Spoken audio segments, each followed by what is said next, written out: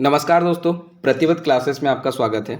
दोस्तों, हम महिला पर्यवेक्षक के लिए आपके लिए लगातार एमसीक्यूज ला रहे हैं। इसी श्रृंखला के तहत शिशु की प्रारंभिक देखभाल और शिक्षा संबंधित ये हमारी 9वीं एमसीक्यू की क्लास है। इसमें हमने फिर से 50 क्वेश्चंस आपके लिए कवर किए हैं जो आपके लिए अत्यधिक महत्वपूर्ण हो सकते हैं। तो चलिए आरंभ करते हैं बिना देरी के अगले 50 प्रश्न। हमारा पहला प्रश्न है, ब्रेनर के जैव पारिस्थितिकी मॉडल के अनुसार बच्चे के माता पिता, उसके भाई बहन आदि उदाहरण है। तो आपको बताना है ब्रेनर ने जो पारिस्थितिकी मॉडल दिया था उसमें माता पिता भाई बहन किस तरह से हैं। ऑप्शन ए सूक्ष्म तंत्र से, बी बाह्य तंत्र से, सी बृहद तंत्र से और डी समय तंत्र से। तो दोस्तों इसका सही उत्तर ऑप्शन नंबर ए हो जाएगा, सूक्ष्म तंत्र से। पारिस्थितिकी मॉडल के अनुसार बच्चे के माता पिता, उसके भाई बहन आदि सूक्ष्म तंत्र से जुड़े हुए उदाहरण हैं। अगला प्रश्न है, वाइगोत्स्की के अनुसार एक बच्चा जिन कार्यों को अपने से दक्ष व्यक्ति की सहायता से पूरा कर सकता है उसकी ऊपरी सीमा कहलाती है। ऑप्शन ए संभावित विकास का स्तर, बी वास्तविक विकासात्मक स्तर, सी समीपस्थ विकास का क्षेत्र और डी उपर्युक्त सभी। तो दोस्तों सही उत्तर इसका ऑप्शन नंबर ए हो जाएगा। वाइगोत्स्की के अनुसार एक बच्चा जिन कार्यों को अपने से दक्ष व्यक्ति की सहायता से पूरा कर सकता है उसकी ऊपरी जो सीमा होती है उसे संभावित विकास का स्तर कहा जाता है। अगला प्रश्न है, प्रत्येक बच्चा अद्वितीय है, यह कथन किस सिद्धांत को संदर्भित करता है। ऑप्शन ए निरंतरता, बी एक समान प्रतिरूप, सी एकीकरण, डी वैयक्तिक विभिन्नता।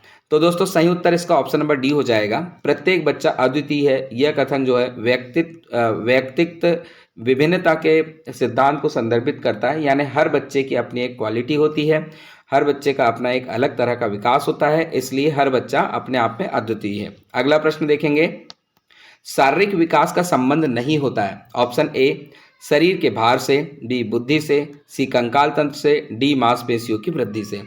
तो दोस्तों इसका सही उत्तर हो जाएगा ऑप्शन नंबर बी शरीर के भार से।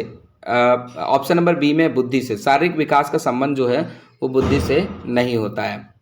अगला प्रश्न है, दृष्टि से हटने के बाद मस्तिष्क से हट जाना किसकी उपयुक्त व्याख्या है। ऑप्शन ए आरंभिक संवेदी गामक अवस्था, बी आरंभिक पूर्व संक्रियात्मक अवस्था, सी आरंभिक किशोरावस्था और डी किशोरावस्था।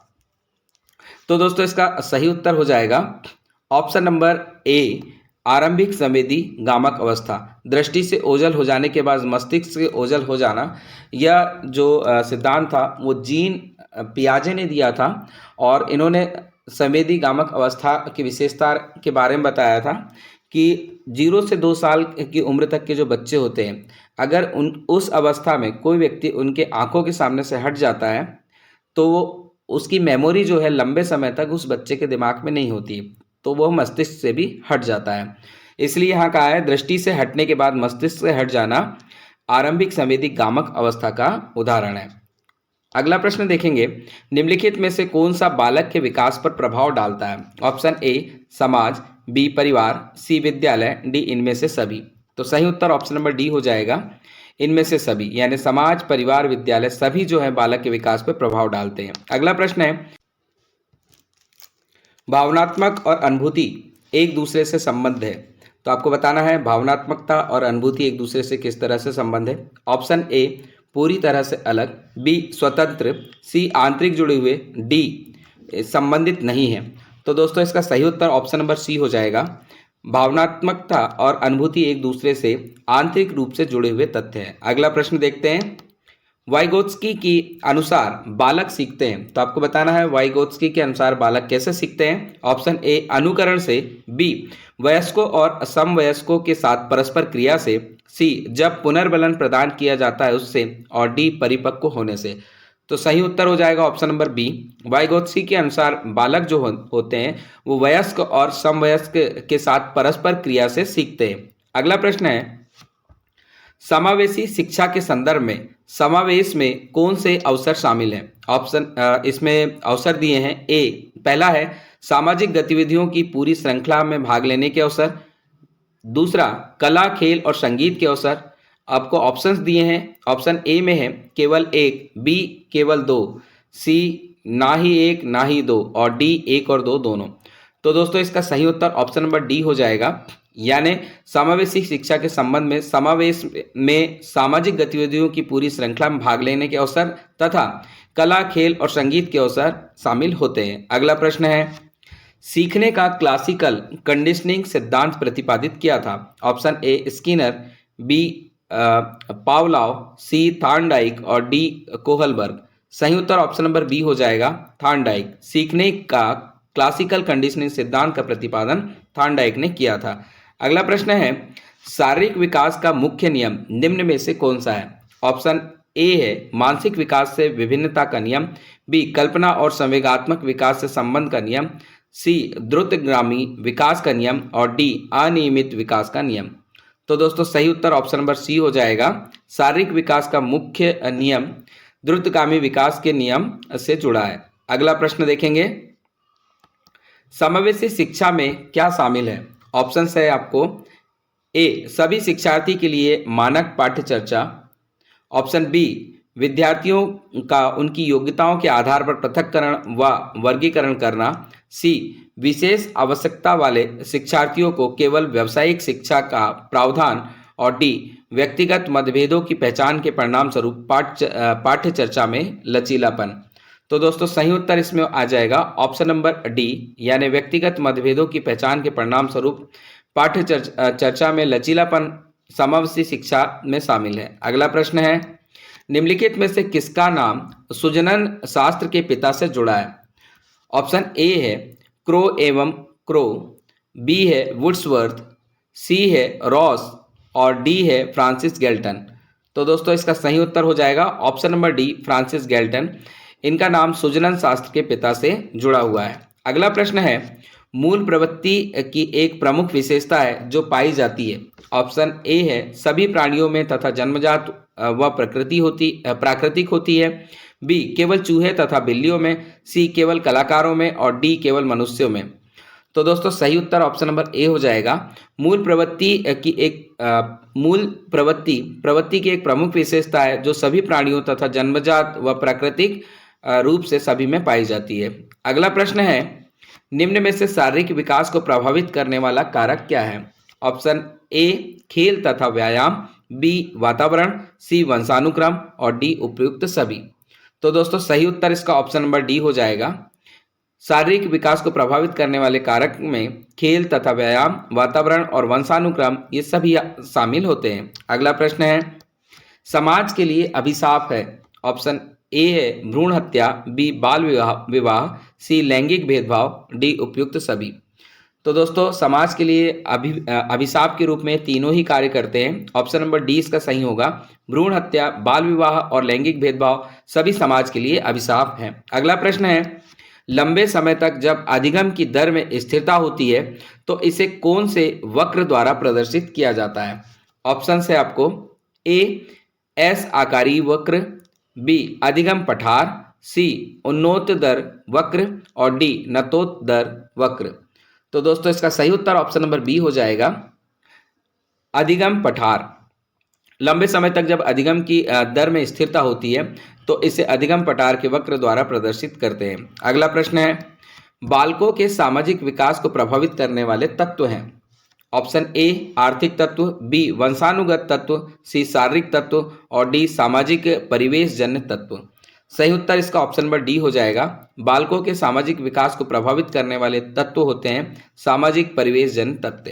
अगला प्रश्न है, यूएनओ का गठन कब किया गया था। ऑप्शन दिए हैं, ए 24 अक्टूबर 1944, बी 24 अक्टूबर 1945, सी 24 अक्टूबर 1946 और डी 24 अक्टूबर 1947।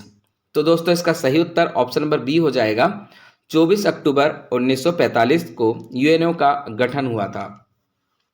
और 1945 को संयुक्त राष्ट्र की आधिकारिक यूएनओ मतलब यूनाइटेड नेशन की जो है यूनाइटेड नेशन ऑर्गेनाइजेशन की 24 अक्टूबर 1945 को आधिकारिक रूप से शुरुआत मानी जाती है। वर्तमान में अगर इसके सदस्यों की बात करें तो लगभग 193 सदस्य इसमें शामिल हैं और विश्व के लगभग सभी अंतर्राष्ट्रीय मान्यता प्राप्त देश इसमें शामिल है। इसमें जो अंतिम देश जुड़ा हुआ था उसका नाम सूडान है, जिसे 2011 में जोड़ा गया था। अगला प्रश्न देखेंगे। सूडान में भी दक्षिणी सूडान है दोस्तों, थोड़ा याद रखेंगे इसे। दक्षिणी सूडान जो है इसके 193वें सदस्य के रूप में जुड़ा है। अगला प्रश्न है, अंतर्राष्ट्रीय रेड क्रॉस दिवस कब मनाया जाता है? ऑप्शन ए है 8 अप्रैल, बी 8 मई, सी 8 जून और डी 8 जुलाई। तो दोस्तों सही उत्तर इसका ऑप्शन नंबर बी हो जाएगा।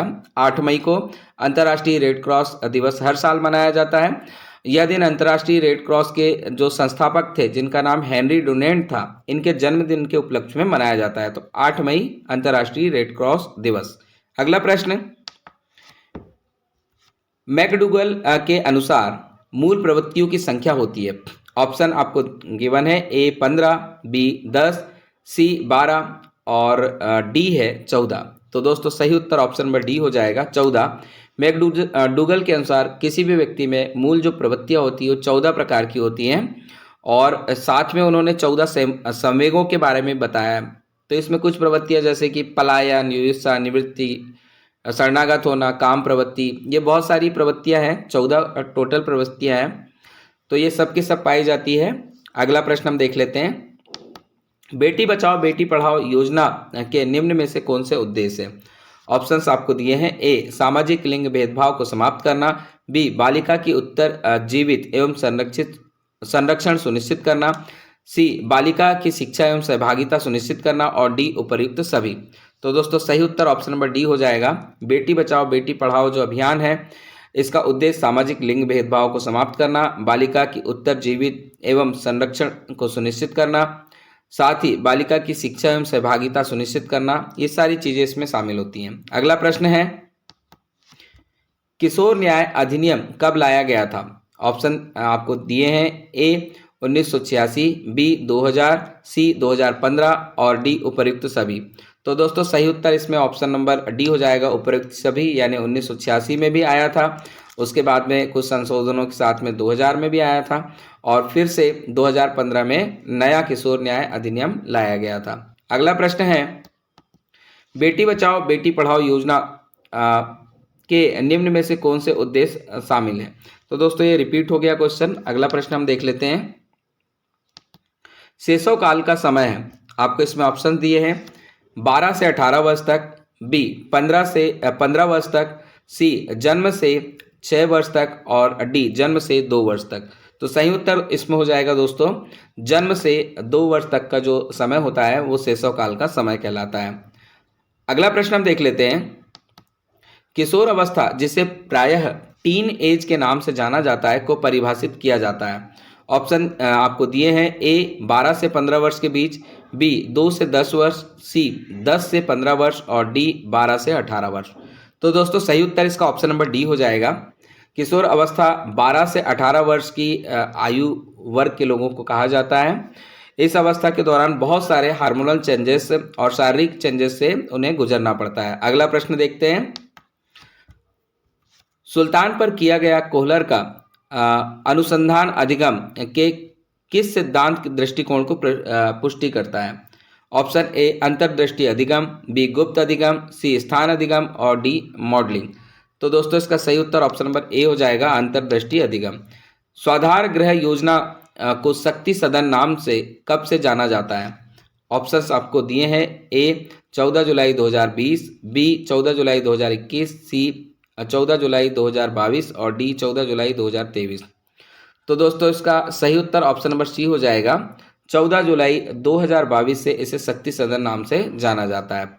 अगला प्रश्न देखते हैं, जाबाली योजना के तहत निम्न में से कौन सी गतिविधियां संचालित की जाती है? ऑप्शन ए वेश्यावृत्ति में लिप्त महिलाओं के लिए आर्थिक कार्यक्रम का संचालन, बी जन चेतना जागृत करने हेतु प्रचार प्रसार, सी वेश्यावृत्ति में लिप्त महिलाओं का स्वास्थ्य परीक्षण एवं उनका इलाज और डी उपर्युक्त सभी। तो दोस्तों 90 के दशक में मध्य प्रदेश में योजना चालू हुई थी और ऑप्शन नंबर डी इसके लिए सही होगा, यानी इसमें वेश्यावृत्ति में लिप्त महिलाओं के लिए आर्थिक कार्यक्रम, जन चेतना जागृत करने होती है प्रचार प्रसार और जो इसमें लिप्त महिलाएं होती हैं इनके स्वास्थ्य परीक्षण और इलाज, ये सभी चीज इसमें शामिल की गई हैं। अगला प्रश्न देखते हैं,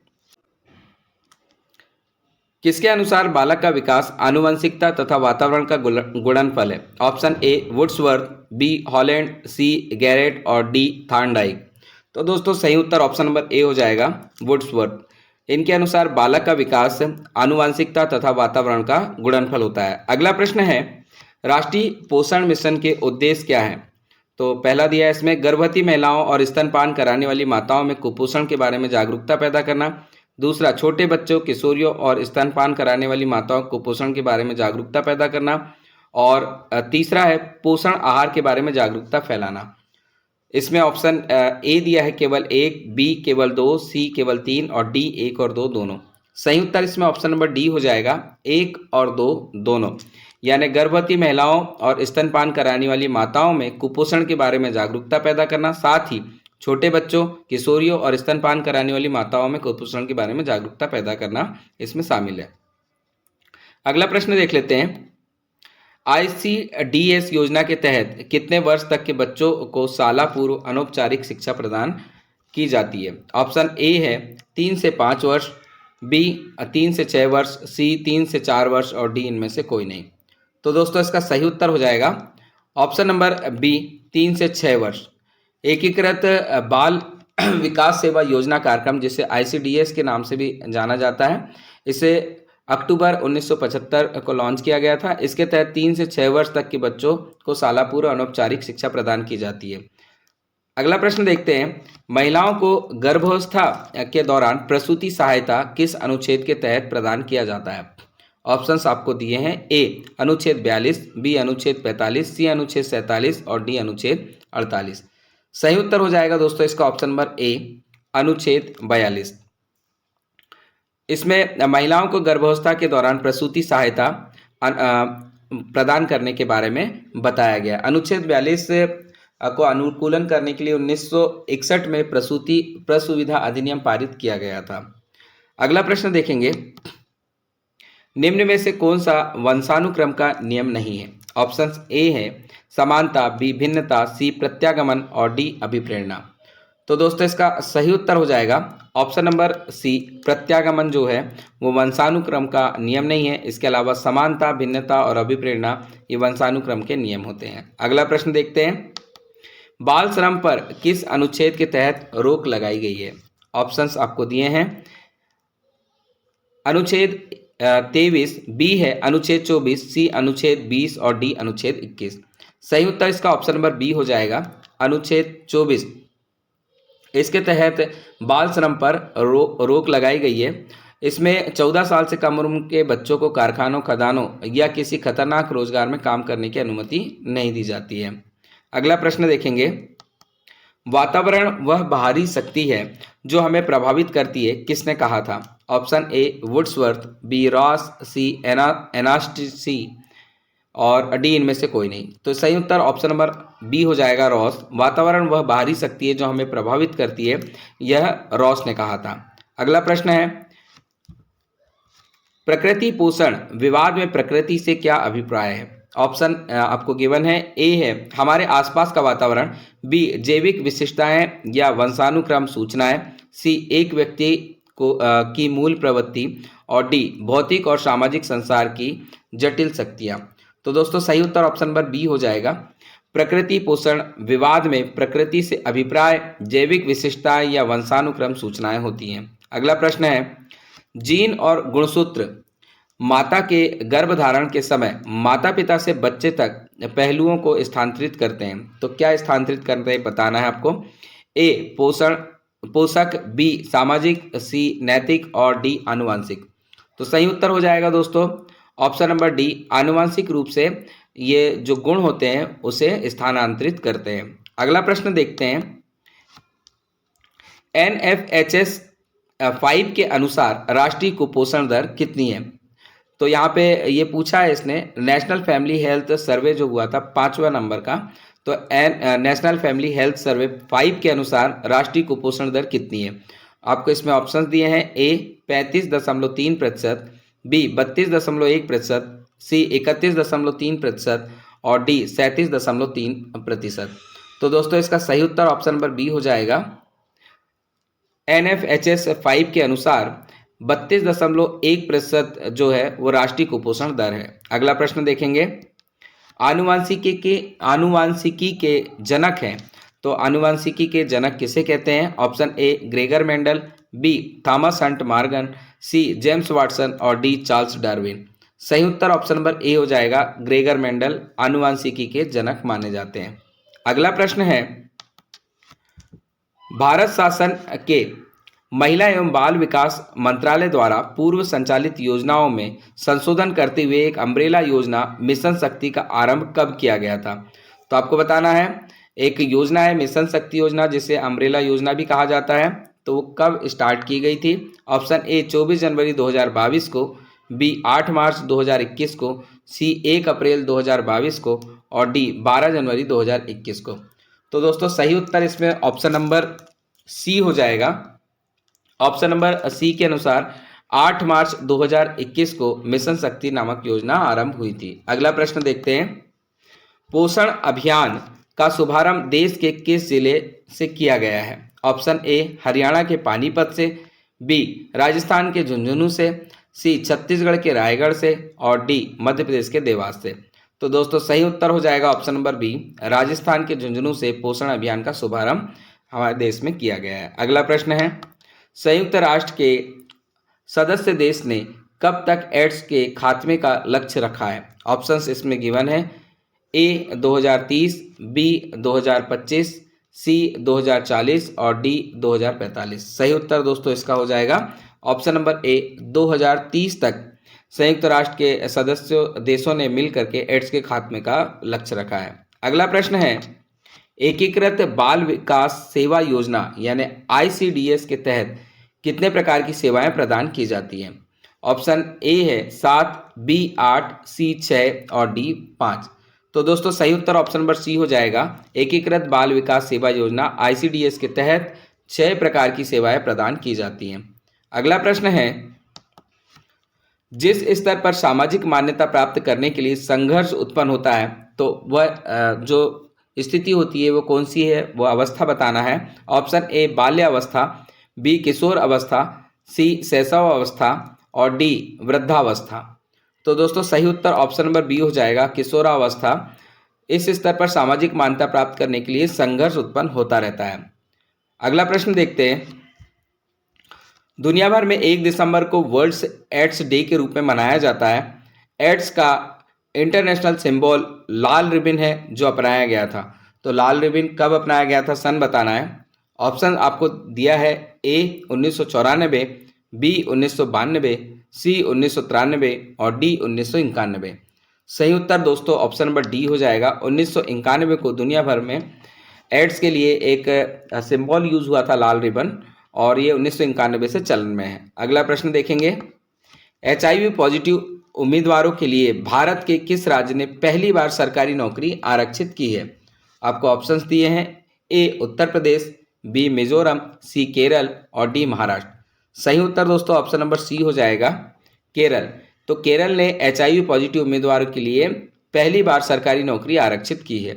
अगला प्रश्न है, मिड डे मील योजना को कब शुरू किया गया है? ऑप्शंस आपको दिए हैं, ए 26 जनवरी 1990 को, बी 15 अगस्त 1995 को, सी 24 जनवरी 1995 को और डी 16 जून 1992 को। तो दोस्तों सही उत्तर इसमें हो जाएगा ऑप्शन नंबर बी, 15 अगस्त 1995 को मिड डे मील योजना को शुरू की गई है। इसमें जो मिडिल क्लास तक के स्कूल होते हैं वहाँ पे एक टाइम पे पहले राशन दिया जाता था और अब बच्चों को पोषक भोजन प्रदान किया जाता है। तो दोस्तों ये आज का हमारा अंतिम प्रश्न था। इसी तरह के प्रश्नों के लिए आप हमारे साथ लगातार जुड़े रहें, चैनल देखते रहें। धन्यवाद, जय हिंद।